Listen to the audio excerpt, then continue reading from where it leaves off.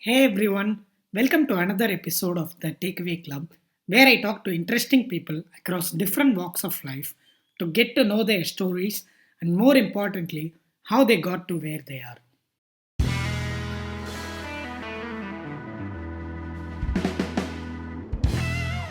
Hey everyone, welcome to the latest episode of the Takeaway Club. Today I have the Nathan Latka on the podcast. Nathan Latka is an InvestStar podcast producer, founder, a Facebook influencer, among a lot of other things. Nathan started his first company, Heyo, after dropping out of college. He then started the Top podcast, where he interviews SaaS founders and has published over 3,000 episodes. I'm going to repeat that number, 3,000 episodes, and has had conversations with every founder you could possibly think of, including founders from Freshworks, G2, Zoom, among many, many others. He has also published a book called How to Be a Capitalist Without Any Capital, which is a Wall Street Journal bestseller. And that is not all. Nathan is currently the founder and CEO at Founderpath, a fintech company which helps SaaS companies increase cash flow without diluting any capital by offering loans based on their MRR. All right, Nathan, are you ready to take us to the top? Krishna, we have to stop right there. That was a hell of an intro. I don't know that's going to get any better than that. Thank you. No, I do have been working on it for over a year now. I'm very thankful that I was able to nail it for you. No, yes. You're great. I'm happy. I'm yours for however long you need me. How can I help? Awesome. So Nathan, obviously, I think that intro speaks volumes, right? And that is probably the most power-packed intro that I could possibly think of for any of the guests I have had here. So we'll probably start off with this, right? So Austin, Texas, you did architecture, you flipped burgers for some time, and you were a lifeguard for some time. And 10 years later, bam, you're like this Howard Stern for the SaaS ecosystem. So fill the blanks for me. What went down during that 10 years before Get Latka, before Heyo? So before Heyo, I mean, I grew up in Northern Virginia, in Loudoun County. I wanted to be an architect. I went to Virginia Tech, and I quickly realized, Krishna, that if you like money, you probably shouldn't be an architect, because you've got to be 0.0001 top percent to make any amount of money. Otherwise, you're like broke most of your life. I didn't want to do that. So I launched an agency that helped people build Facebook fan pages back in, 2010, 2011. And quickly realized the way to scale that was to turn it into software and charge people monthly to use the software. I didn't know what SaaS was back then. And so I bootstrapped that up to about 50 or 60,000 bucks a month in revenue before something big happens. But I'll stop there for now. Awesome. So I think one angle that I want to take throughout this conversation is I personally had the benefit of listening to every podcast that you have been there already, and I've read the book which you have in the background as well, right? So I want this conversation to, yes, that's the one. How to be a capitalist without any capital. The most read page in this book, if you look on Kindle, can you guess? It's this one. Page 6, because I put my tax return in there. Oh, everyone, yes. This was my tax return when I was 21 years old at my first company. Our first year, we did $1 million in revenue. That's the most highlighted thing in Kindle. It's amazing. I was just starting when I was 21. Basically, as I was saying, I want this conversation to complement some of the other podcasts you have done. So I'm going to make sure two conversations that I really enjoyed is one with indie hackers that you did, and another one on the Palm podcast. So that is the conversation that I go back to every 3 months once, whenever I'm feeling down or I feel like I need that jolt of motivation. Along that theme, I want to understand what are some of the turning points in your life in your early days, right? Before Get Latka. So anyone looking at your profile, it's not hard to figure out that this is a highly unconventional way of operating. Tell me what you mean by unconventional. See, off the top of my head, something as simple as getting in 30K in pre-orders, before even having a title for your book. I'll say the biggest thing is that I don't fall in love with my own ideas, right? So there's a lot, let's use the book, for example. There's a lot of people that really want to be great writers. They want to put out great books, but you know what they do? They slave for years and years writing this book, and years. They finally put the book out 5 years later, and it's crickets. Nobody cares. Nobody reads it. It doesn't rank on Amazon. Nobody buys it. They make no money. They have no impact on the world. I want the opposite to be true. I'm lazy. I want to do the least work possible, right? So I don't fall in love with the idea. listen, if people love a book idea and they're willing to pay for it up front, then maybe I'll get excited enough to write the book. And that's exactly how I operated, right? So we pre-sold a lot of the book. I'm talking hundreds of thousands of dollars worth of sales of the book ahead of time before I even had a title. And once I did that, I said, okay, I'll write the book. And I didn't even write the book. I tried to write it and I got bored. So I said, let me do the podcast version first. So I did the audio version of the book and then transcribed it. And now, Wall Street Journal bestseller. But this is the key. I meet so many founders that fall in love with their own ideas and nobody cares. And I think it's the biggest, that's the most devastating thing about life because our time is limited. You don't want to fall in love with your own ideas, validate them first, and then spend the time building them. See, I think you kind of intertwine two brilliant points right there. So one is don't fall in love with your own idea. There is a clear distinction between that and taking the path of least resistance. And you have managed to do both well in a mind-blowing fashion. Heyo going on for you, and then you sold Heyo when you were 22, and then you jumped into podcast, and you turned that into a book, and then you have a magazine. So these are all carefully thought out steps at each point of your life, which kind of maximizes what you've already worked on. So basically, you don't start from the scratch for anything that you do, right? So walk me through your decision-making process. How much of this is deliberate and carefully laid out, and how much of this is going with the flow? I think this is a massive mistake people make when they study successful people is you look at the story and you go, this is premeditated. And I think if anyone who's highly successful, any billionaires, whatever, tell you that, I would say they're probably full of shit because nobody knows what they're doing. They're all trying to figure it out as they go along. And what happens is the smart people figure out how to plant seeds, and the things that start taking off, they weave together. The others, they let die. And in the end, once you're done weaving, you have a beautiful basket, right? That holds a lot of money, right? And that's where your wealth comes from. So, Elon's doing this just, I think, incredibly well right now, right? He's got basically vertical and horizontal integration with gigafactories that tie into Tesla, that tie into solar panels, right? That sort of ties all this together. I think a lot of people in life, they make this mistake where they undervalue their story. And so you have to be able, I have to be able to look at, I can tell you where I am today, which is we want to put out $300 million of capital next year to bootstrap SaaS founders to help them keep equity, but beat their VC-backed competitors using capital from us.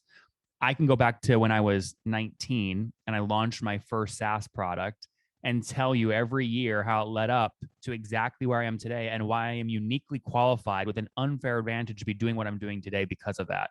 And so this all comes down to storytelling. It was not premeditated. You should drill down on that. Walk me through from Heyo to Founderpath today. So the Heyo exit, and I think what you're referencing, by the way, with the $6.5 million exit, this is page 243 in the book. My lawyers hated that I included this, but you guys can see here, this is an LOI from iContact saying that they wanted to buy the company for $6.5 million.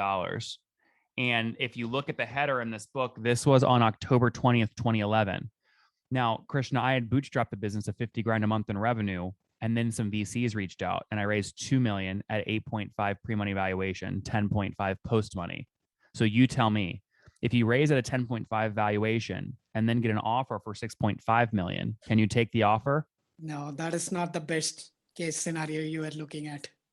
The board's going to block it. But I still owned 70% of the business as a 21-year-old with 6.5 million in front of me. Post-tax, that would have put what is that? $3.5 million in my bank account. I wanted to take the offer. I couldn't, right? Because of this. So I learned quickly what it was like to get diluted by investors, to give up control because of investors, and to manage a board full of investors. And I hated all three. That's why we're doing Founderpath today. You can get capital with no board, keep all your equity, and you do not have to manage investors, right? And so I did not sell the business for 6.5 million. I couldn't take this deal in 2011. What I did instead is I kept slaving away for 3-4 more years, paying myself a decent salary for that age because I set my own salary. It's like $150,000 salary, right? Still living in my college town. But ultimately what I did is I flash sold the business for $300,000 of cash in 2015 because I realized, and it took me a while to come around to this, that I thought selling for a loss would look negative in the market, but the biggest negative was my opportunity cost. I'm young, I'm single, I can do anything, and I'm sitting here slaving away in a business that is not growing, that I don't own 100% of anymore. I just need to flash sell it. So that's what we did. There's 1.1 million we had still cash in the bank from the raise. We had 300,000 we sold for. So 1.4 million I gave back to the investors who put in 2 million. And I moved on to my next thing. And Christian and I asked all the investors, I said, hey, you've just watched me operate for 3 years. Where do you think I'm really strong? What should I do next? And many of them said, Nathan, the number one way you grew Heyo was you were so entertaining on webinars. You need to go into media. And that's why I launched the podcast with SaaS entrepreneurs, combining two of my traits, right? That's how it started. Awesome. And it doesn't stop right there. So I've listened to a ton of your podcasts, and it's how would you describe them? Sometimes I mistake it for, if I'm watching an FBI episode or something, this and again I mean it in the nicest way possible. I was listening to the chat with G2's founder, and some of the details that you share in the conversation, I don't think I can come across them anywhere else. It's super fascinating to me. It's one thing to nail it down that this is the podcast angle I'm going to take, and then to go from there to say, hey, I actually have a lot of these data. How do I productize this whole thing, right? That's how you have gone about thinking whatever you have done. You would be able to, like if you look at my past 5 years, you would be able to decode me fairly quickly and predict my next moves if you understood this about what I believe about the future, which is the most successful products are going to be the ones with the largest audiences. It could be a circle community or email newsletter.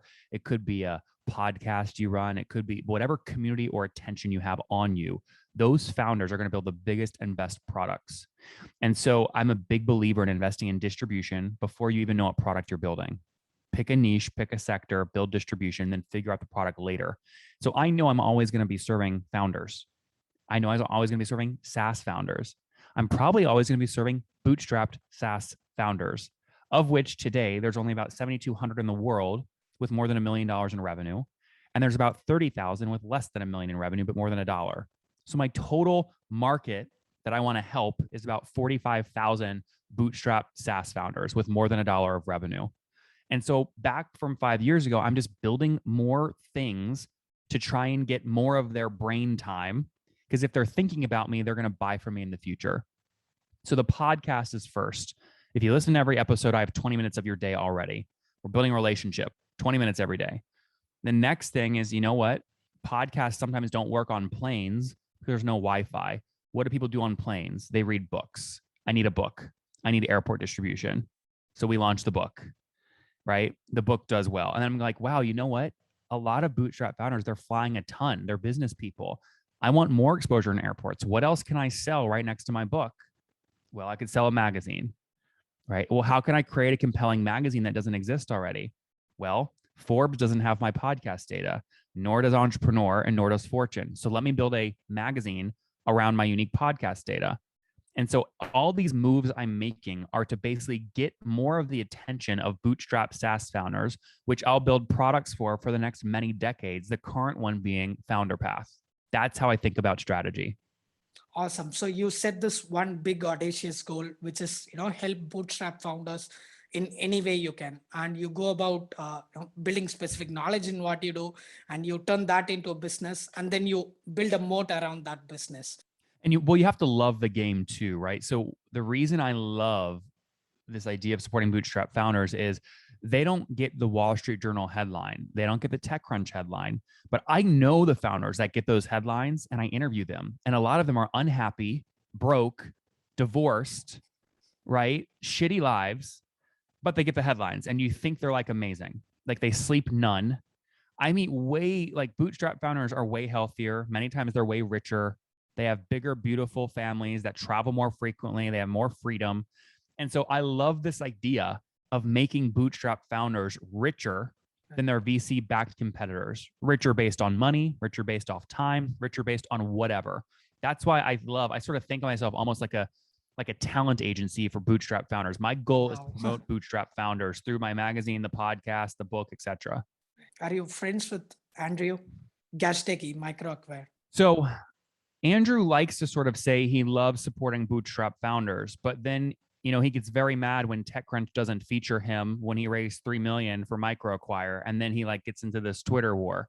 So I think Andrew, unfortunately, desperately wants the attention that a big VC-backed founder gets, which goes directly against what he says he's trying to build. Now, I think Andrew's done something really incredible with his first company, which he bootstrapped and sold. And I wish he sort of just focused on that and that story over and over. But instead, he's sort of gone this other path. So I think what he's building is important. I think there are a lot of other companies doing interesting things there. Flippa is moving very quick in this space as well. There are some others popping up, but we'll see. Yeah, I might have Andrew soon. Well, good. Make sure you say, what do you think of Nathan? And if he says nice things about me, I'll say nice things about him. If he hits me hard, I'll bury him. Conversationally, I'm not talking, that's not a threat, but you understand what I'm saying. Super. I'll keep this in mind. And as someone who's, super inspired by what both you guys pull off in this space, I think I'm really looking forward to how this is going to pan out in the next 5 years or so. The thing though, so, these sites that help you sell your business, right?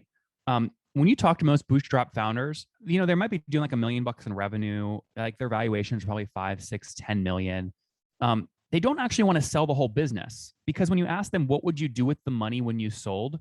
Many of them would say, I'd start doing the same thing again. Right. So they don't want to exit. But the reason they exit is because they want cash. Their net worth is tied up in their equity value of the business, and they want cash. So like, imagine if there was a way to get these bootstrap founders personally a lot of cash using the value of the shares in their own company, but allowing them to keep building their own company, because that's what they're going to do anyway. I'm thinking a lot about this at Founderpath right now. Much of what you have done so far, it's all about personal brand building, and it has this, push at all costs attitude, which is extremely helpful for building a media legacy. Now that you have actually managed that, how are you reinventing yourself as a SaaS founder this time, where you need a lot different set of skill sets basically to whatever got you so far? Mm-hmm. Well, I have the best people around me at Founderpath. I have the most incredible engineers, the best finance people, unbelievable legal counsel, great partners, great founders. We have the best. And so we're playing a long-term game. I think it's important. When I did the first episode of the podcast, I told myself, even if nobody listens, I'm recording 100 episodes. Right now we're doing, 3,000, right? 5 years later. So Founderpath is the same way. I mean, we're going to be working, I'm committed to Founderpath for the next 5 years, even if we make no money, which we're making a lot now, but even if we're making no money. And so there's not a lot of reinventing happening. I'm just being myself. I'm actually tripling down on what I really am, right? I'm being more of myself and just surrounding myself with people where I have gaps. And we have a really talented team over at Founderpath. So that's the focus. Right. So stick to what you are terrific at and outsource everything else. Not even stick to it, like quadruple down on it, right? It's like, if I'm a teacher in a middle school and a student gets an A+ in math and Fs in everything else, most teachers and parents would try to help the kid bring up the Fs. I would focus on making the kid even better at the A+ thing, because that's where they're going to be like differentiated in life. Right. So how is the team like at Founderpath? So I'm assuming that you take care of all things business and marketing essentially. So how big is the team? So who do you have to? I know you have one of the product makers of the year as a co-founder, but what's the rest of the team like? Yeah, my number one job is to help bootstrap founders, one-on-one calls, marketing, give them information, help them like understand what the market they're playing and give them ideas. So there's me, Mubs, who's Product Hunt Maker of the Year in 2016. When I launched, I said, I want to get with the best maker out there. Who is the best creator? Well, Product Hunt Maker of the Year would be a good place to start. So Mubs is an incredible. We then have Charlie, who's sort of an undercover ninja. He builds code extremely quick, very responsive to founders. And then Kevin, who leads everything financial. So we're 4 people strong, but we've gone from 0 to a $3.3 million run rate, right, in under 18 months. So I think we're one of the fastest growing companies out there in the fintech plus SaaS space, and we're just getting started. These are going to be decimal errors 10, 20 years from now.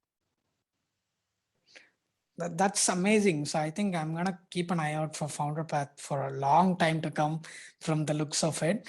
A couple of, because you asked for the hard hitting questions. So everything that I've read about you or listened So it's always about, how successful Nathan is, or how Nathan managed to pull this off. How did Nathan, get a Rolls Royce for free when he had like 5,000 Instagram followers? So it's always the good stuff that, which I feel like you've, carefully managed to craft a story around. But talk to me about the dark side, right? I'm sure the style that you have, it rubs off some people in the wrong way for sure. What do you think like sucks about being Nathan Latka right now? Nothing. It's unbelievable. It's maybe the best. Like, I don't want to be anybody else. There's plenty of negative stuff out there about me. I write about, like, listen, in the book, I talk about how I had to flash sell my first company, right? I talk about how it was a big wash basically, but there's a bunch of learnings there. Look, I think there's certain types of characters in life. There's one kind of character where when something negative happens, they use that thing as an excuse, and then it affects all their future days.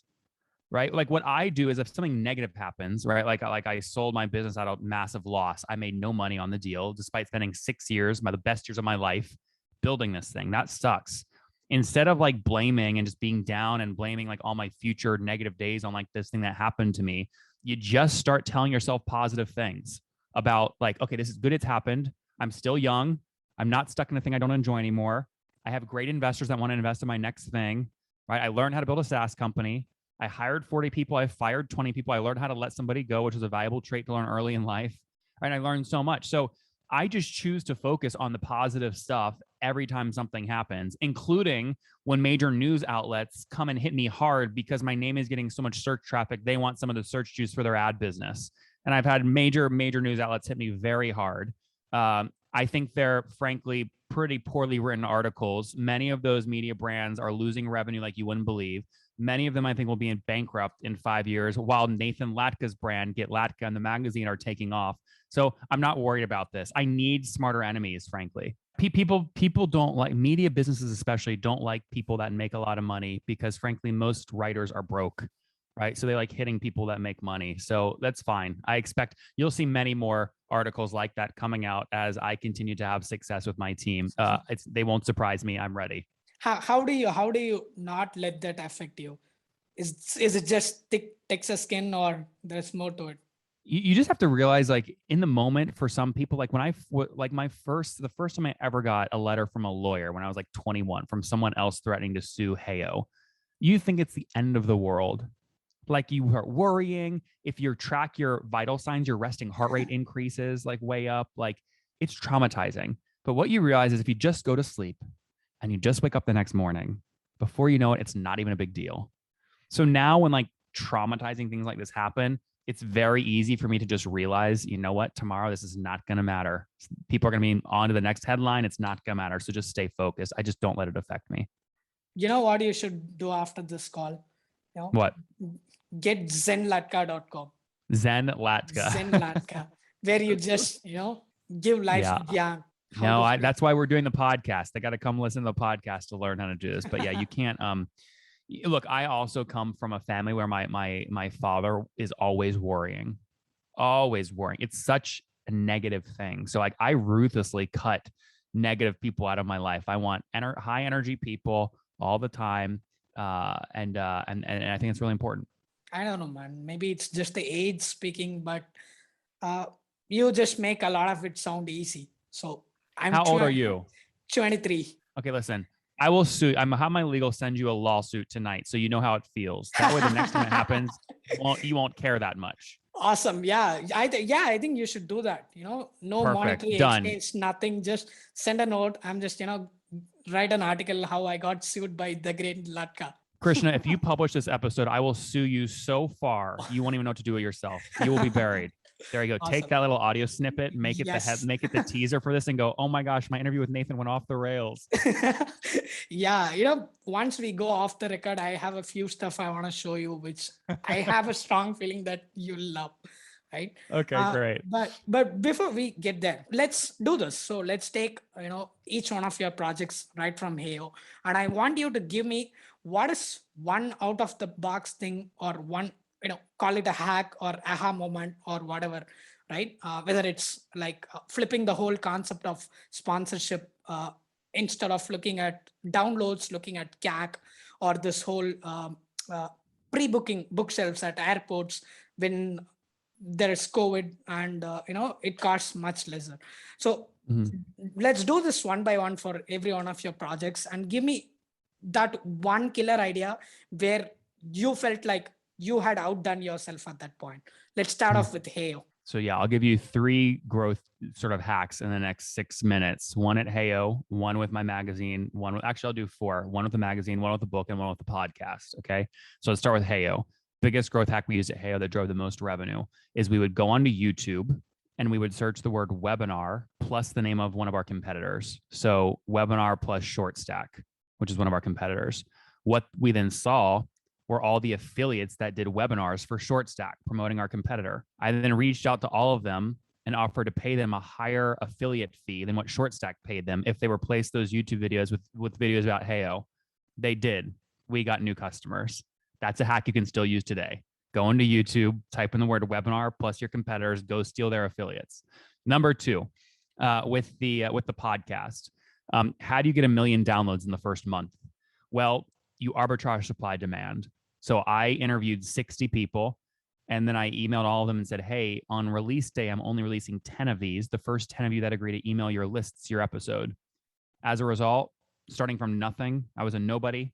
We had almost 2.4 million emails going out on day 1. None of those emails were mine. They were all my guests. That's amazing, right? Let's take a pause here. What do you think is that social behavior there? Say you have 50 episodes and you promise a list of people that I'm going to release only 10. Why do you think that they care that their episode should go? What difference does it make to a founder whether their episode goes out day 1 or day 14 or day 30? Well, people care about belonging. So when they saw the list of other big names, they're going, oh, I want to go live with the big names. People want to belong to something. That's why. Right. So you usually that, 10 names you had there, 5, 6 of them are pretty big names. And the rest of them is just, fighting for the last seat, the webinar hacks you do. That's exactly right. Yep. So that's what happened. We released those first 10 and then everyone else had to wait to be released. Some of them had to wait many weeks or months because we had a lot of demand very quickly. Today, the podcast, it's called The Top Entrepreneurs. You can look it up on YouTube or iTunes. Just search my last name, Latka. We just passed 15 million downloads. So we've had a ton of fun doing it and it's grown really nicely. Awesome. Okay. What about the next one? Get yeah. Latka. Okay.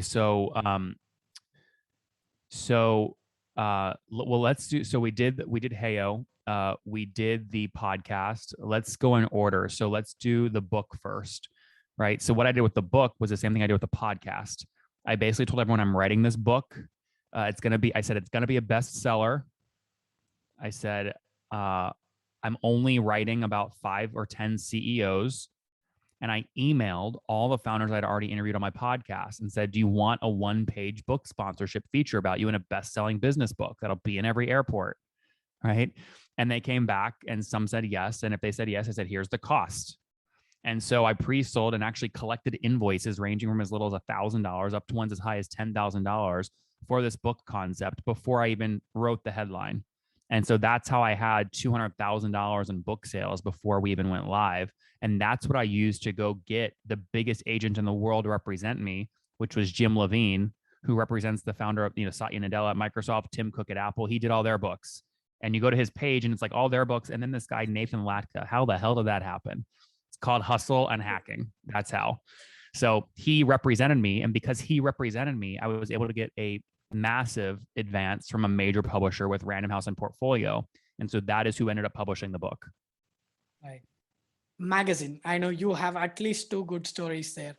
Yeah. So the magazine, a lot of people think this is like a ton of work, which it is.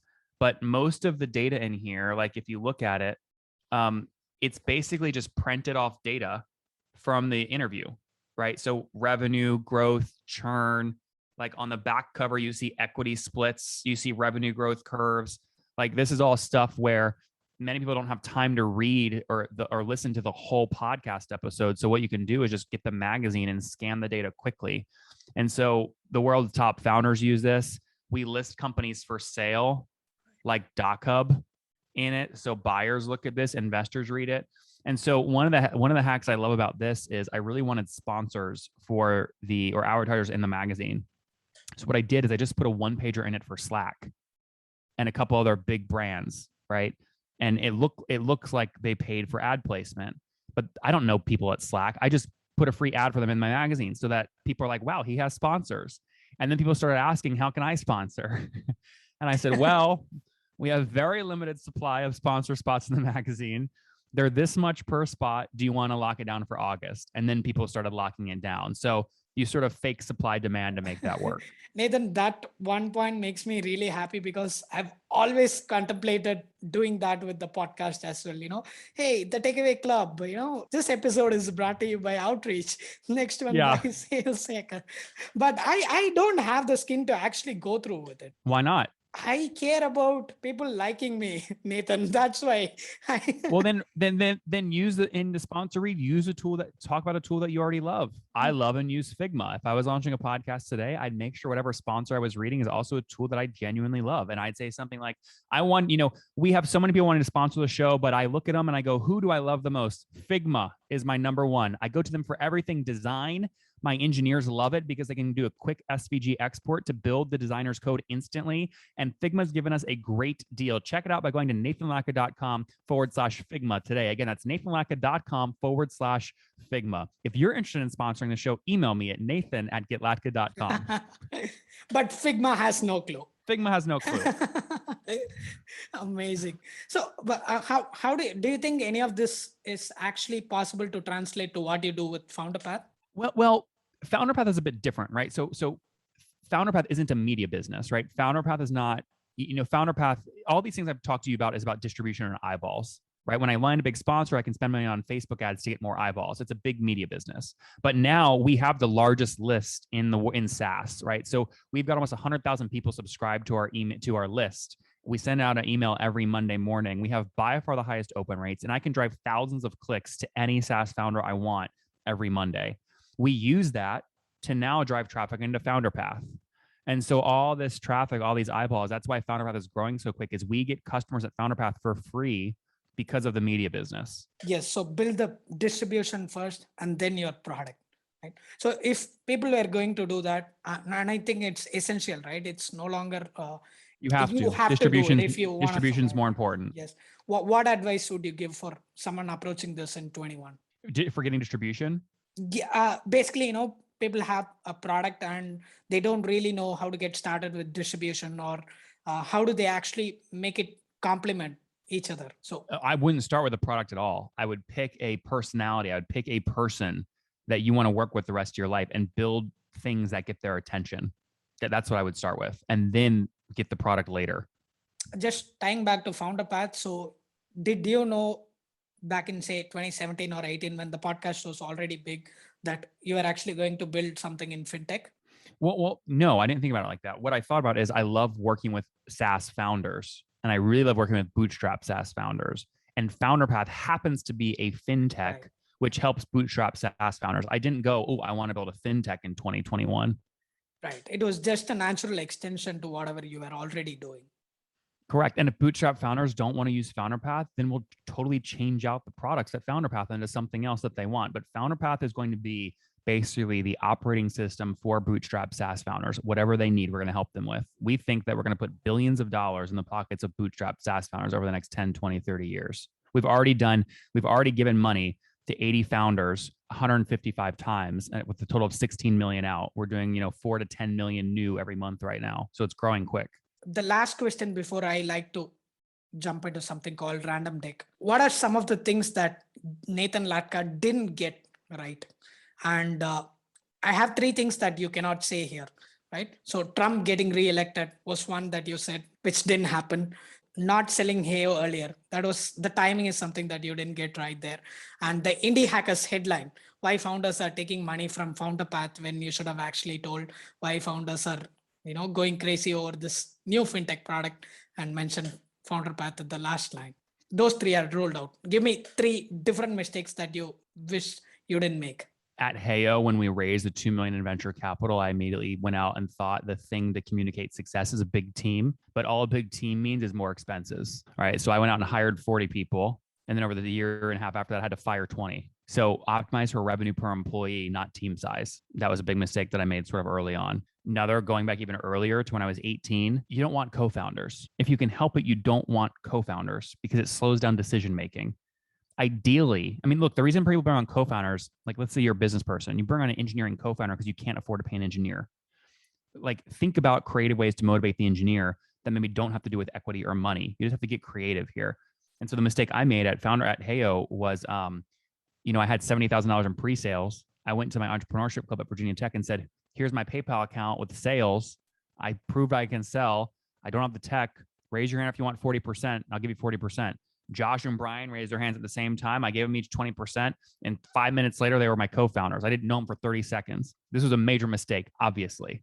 Right. So like try and be a solo founder. If you can move quicker and bet on yourself. Those are the two like quick ones that come to mind, Christian. I don't have a third off the top of my head. Yeah, I'm going to let you go because with the three that comes to, 5 mistakes. All right. So let's jump into random deck. I'm going to increase the pace at which I ask the questions, but you feel free to take your time in answering them. Here goes the first one. What is an absolute non-negotiable for you in life?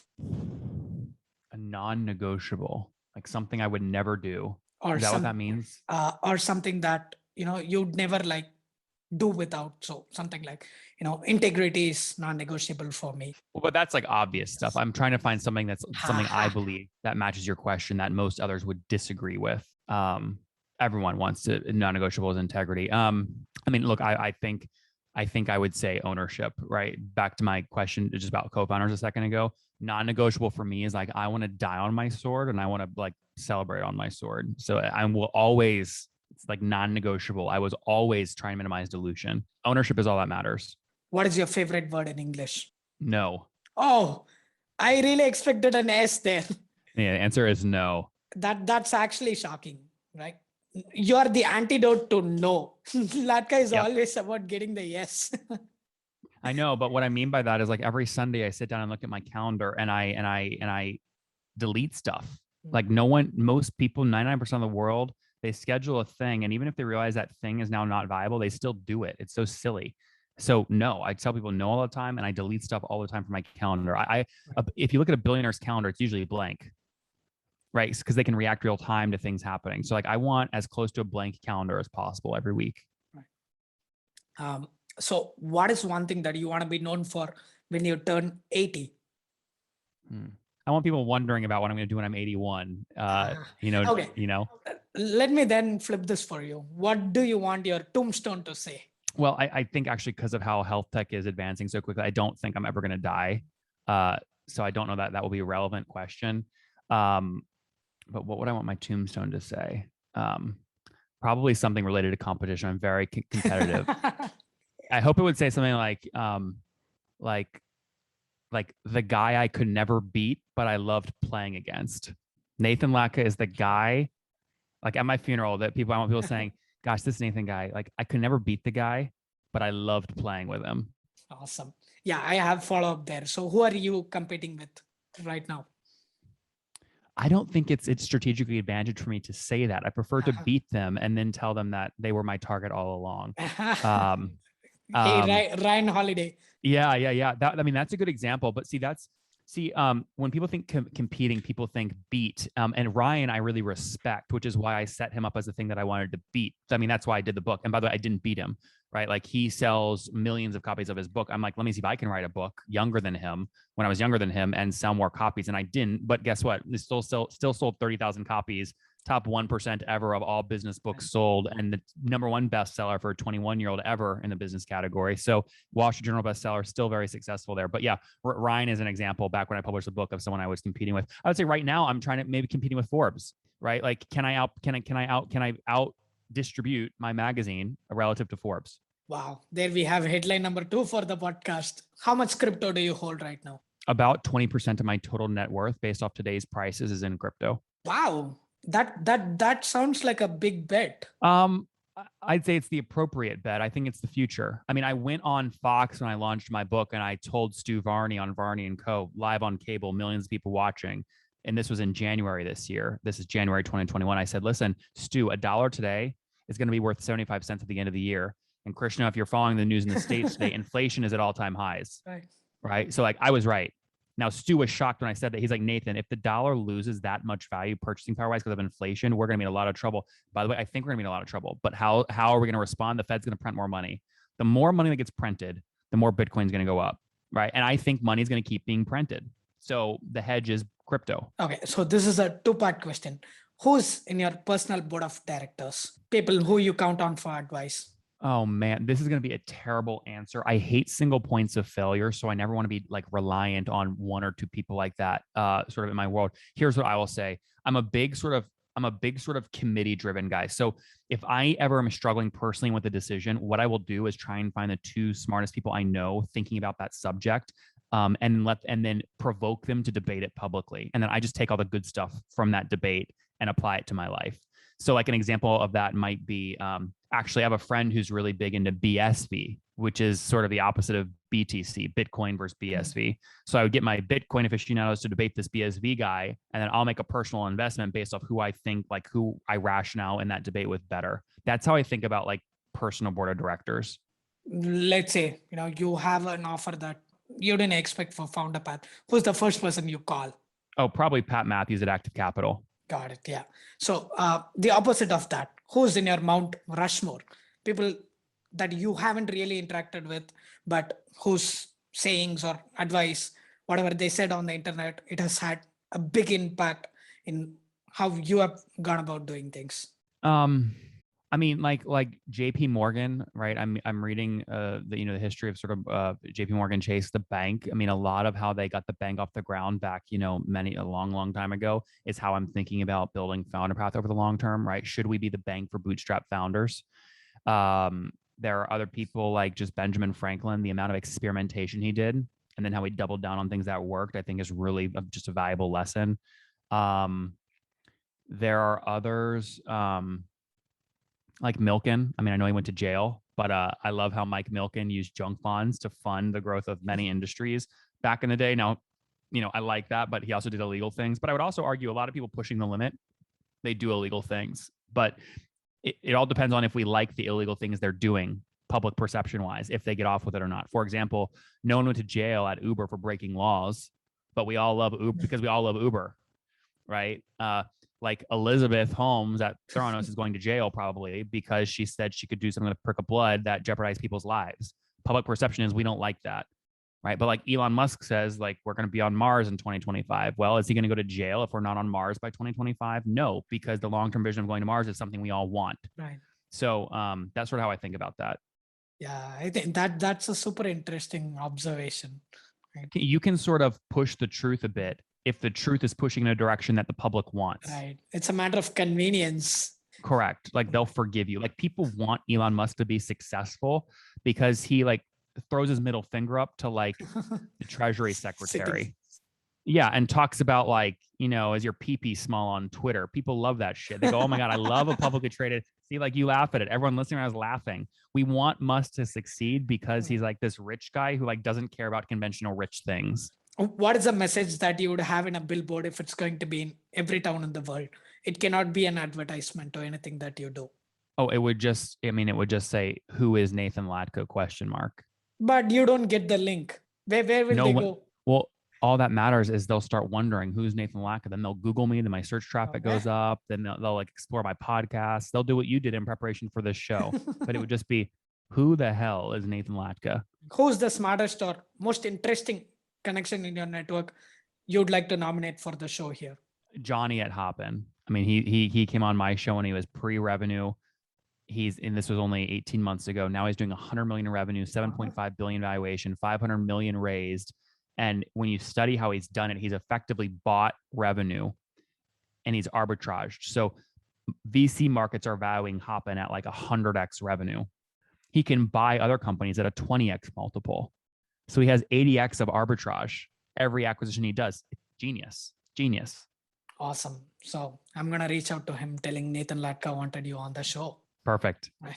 So what is something, I want to close off with this. What is something that I can do for you? The biggest thing you can do to help me is to title this episode Founderpath Commits 100 million to India. And then the reason is our best deals right now at Founderpath are with founders in Chennai and Pune and Bangalore.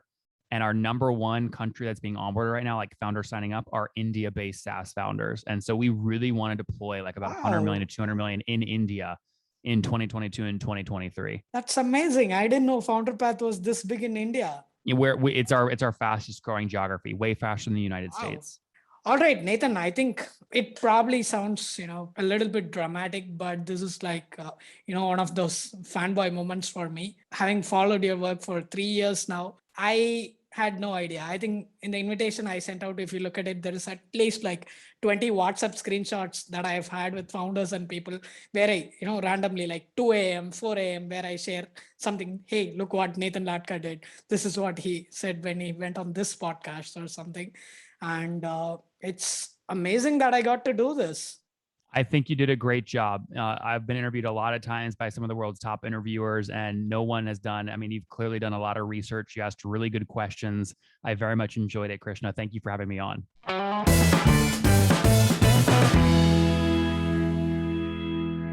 Hey there. So that wraps up a conversation that I absolutely enjoyed recording, and I hope you did too. If that's the case, kindly consider leaving a rating on Apple Podcasts, which will help the Takeaway Club find new like-minded people like you. Also consider subscribing to the Takeaway Club. So we are at thetakeaway.club as well as thetakeawayclub.substack.com. Just hit the subscribe button, it's free, and you'll get all the latest episodes and other articles that I'm working on straight to your inbox. Have a great day ahead. Thank you once again for tuning in to the Takeaway Club.